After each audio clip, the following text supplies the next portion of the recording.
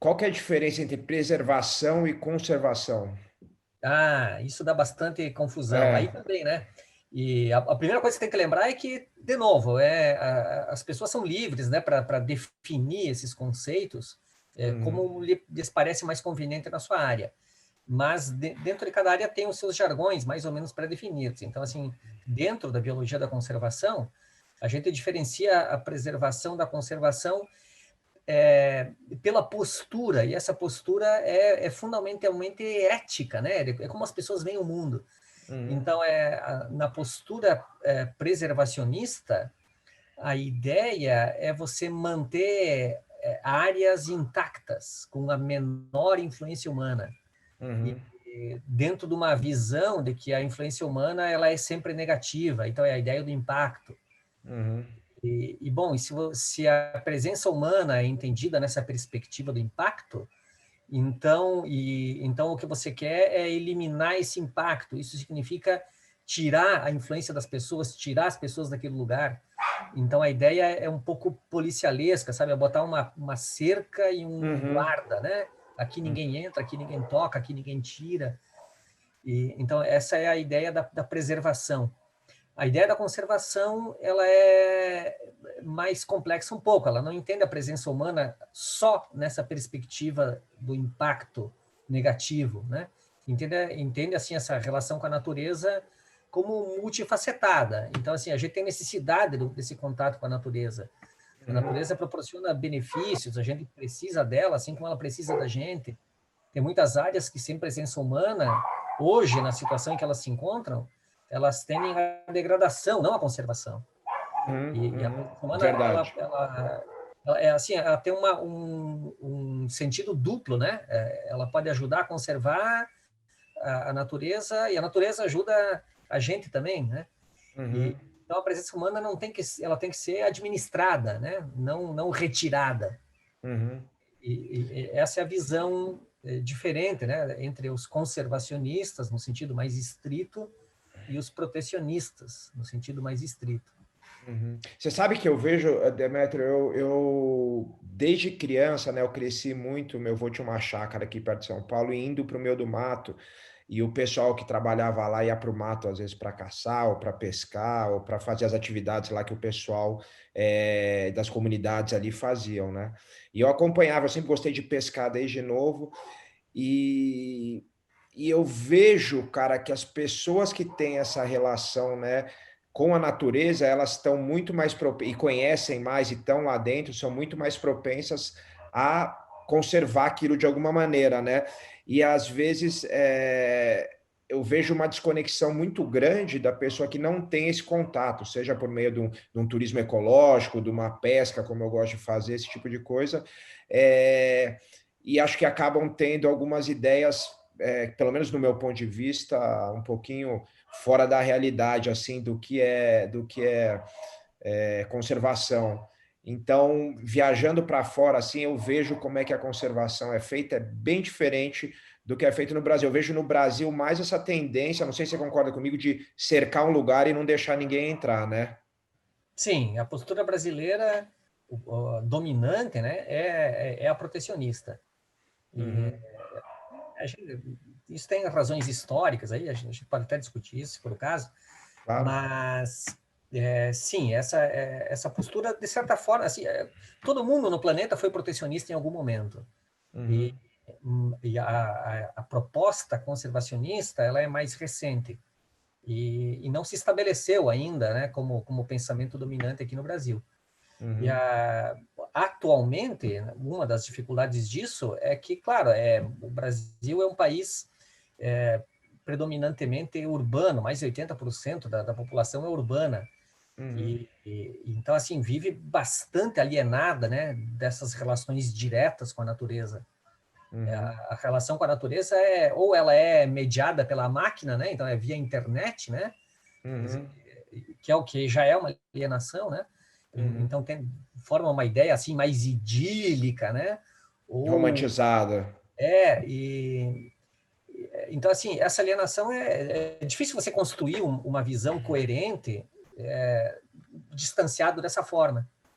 O que não quer dizer que quem esteja lá em contato direto seja intrinsecamente, naturalmente conservacionista. Não. Não, de forma alguma. Essa Isso também seria pessoa romantizado, né? Falar isso, né? não tem romantismo. Então, assim, essa Ah, pessoa ela vive os dois lados que esse convívio com a natureza proporcionam, né? Ela é fonte de recursos e ela é ameaça ao mesmo tempo. uhum. Então, assim, tem peixe, mas tem cobra, tem escorpião, tem seca, tem cheia, Tem né? onça, né? Tem onça, a onça é bacana, é bonita de tirar foto, mas ela come o gado.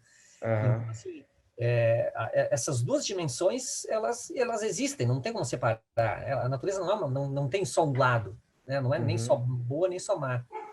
E o que é bom Uhum. e mal depende muito da perspectiva individual também.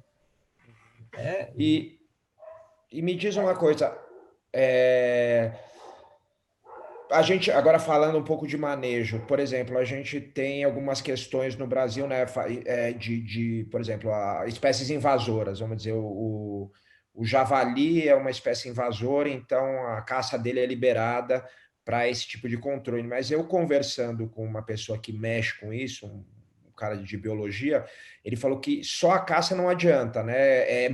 A quantidade é muito grande, teria que ter mais controle ainda, de repente, um controle do Estado tal, para controlar, porque eles acabam desequilibrando muito, né? O javali ele veio da Europa, né? Para a galera que não sabe, explodiu a população aqui, trouxeram ele fugiu, se misturou com o porco também, e aqui, pelo menos no estado de São Paulo, ele é um problema grande, não só para o agronegócio, que quando você fala isso, a pessoa que já tem aquele viés de preservação vai falar, não, mas o problema é deles que o javali que está na natureza tal, mas até para a própria natureza, né? Eu vejo que eu estava conversando com essa pessoa, ela falando até para fonte de água, essas coisas, eles pisoteiam muito e acabam prejudicando o resto do meio ambiente, todos os outros bichos, acabam outros bichos tendo passando necessidade, sede, não sei o que. Então é uma questão mais complexa do que parece, né? Ah, sim. Eu tenho trabalhado com javali também, Aham. e tem alunos meus trabalhando nisso, já publiquei alguma coisa. E a primeira coisa que a gente tem que lembrar quando vai pensar em controle é que assim, não existe espécie praga. Né? Uhum. Assim, bom, existe uma população, ou às vezes não é nem uma população, é um indivíduo, né? Como, sei lá, tubarões, por exemplo, né? Às Uhum. vezes tem um tubarão lá que come uma pessoa, né? Uhum. Mas, assim, isso não justifica sair matando todos os tubarões. Lógico. Às Aham. vezes é um indivíduo que desenvolveu essa cultura, né, de Uhum. atacar presas humanas, né? Então, assim, às vezes é um indivíduo, às vezes é uma população, nunca é a espécie. Uhum.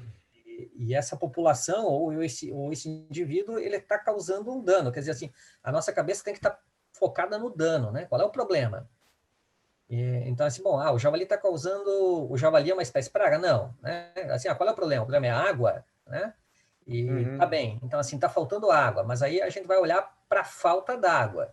Uhum. Certamente a falta d'água vai ter várias causas, entre elas o javali. Quer dizer, se a gente Uhum. olhar para a água, né, que é o problema, em vez de olhar para o javali, talvez a gente se dê conta que a gente não deva começar esse esforço de ter água em abundância pelo controle do javali. Talvez exista uma outra ação que seja mais Uhum. importante do que essa, Uhum. Uhum. né? Então, esse é o primeiro ponto, né? Assim, a gente tem que olhar qual é o dano, afinal de contas, ou qual é a nossa meta, qual é o nosso objetivo, né? E, Uhum. e qual é a melhor forma de alcançar esse objetivo. Uhum. E é por isso que, às vezes, a ideia, né, de sair controlando e matando, ela é infrutífera, porque, na verdade, ela está fora do foco do que seria a nossa meta. Provavelmente a pessoa nem parou para pensar o que ela pretende com aquilo, né? Uhum. Uhum. E acaba tendo uma ação que é fora de foco, é um Você, esforço você, perdido. você fez trabalho com javali? Que você fez Eu, com javali? eu já estudei a dieta dos javalis aqui no sul, Aham. e a gente tem acompanhado a expansão da população também. E agora está começando eu estou desenvolvendo um protocolo para monitoramento desses efeitos, Uhum. focados especialmente na biodiversidade, nas unidades de conservação, e que é uma grande lacuna, né? Então, assim, os problemas econômicos, eles são mais ou menos evidentes, mas os problemas ecológicos, esses são mais invisíveis, né? Se a gente não tomar alguns cuidados para medir, eles podem passar desapercebidos, né? ou a gente pode conjecturar uma magnitude que pode ser maior ou pode ser menor. Uhum. Então, tem que medir isso com mais cuidado. Então, a gente está preparando um protocolo, né, para fazer esse monitoramento. E o manejo, né, não é necessariamente só matar, né? Eu estava conversando com essa pessoa também, ela falou que eles fazem um estudo ali, um manejo, começando a fazer acho que de queixada, na área do centro do Brasil, e diz que, como o Brasil é um país continental, eles têm muita queixada lá, né, que é o porco um dos porcos do mato que a gente tem no Brasil, e eles estão capturando algumas que o ideal seria, ele estava falando, soltar em lugares do Brasil que ela foi quase extinta já, né? Então pode ser esse tipo de manejo também, né? Pode. Assim, a ideia de matar é a mesma coisa com barata, mosquito, rato, né? Então, Uhum. assim, essa ideia de fazer o controle através da mortalidade, ela é bastante intuitiva. Mas frequentemente não funciona, ou pelo menos não funciona isoladamente, assim, só essa atitude. Uhum. Porque, de um modo geral, as espécies que tendem a se tornar problema, né, que se tornam muito abundantes, entre outras razões, é porque elas têm uma taxa de crescimento elevada, são espécies muito férteis. E a taxa de crescimento, ela é proporcional à abundância. Quanto mais abundante, menos cresce, porque começa a enfrentar problemas de escassez de recursos, de competição por recursos. Uhum. Quando a população é pequena, diminui de tamanho, a taxa de crescimento aumenta, né? Porque ela está numa condição de sobrar recursos.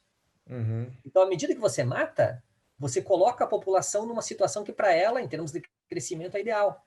Aumenta a taxa Uhum. de crescimento, porque coloca ela Entendi. numa posição de que ela está num ambiente sobrando recursos.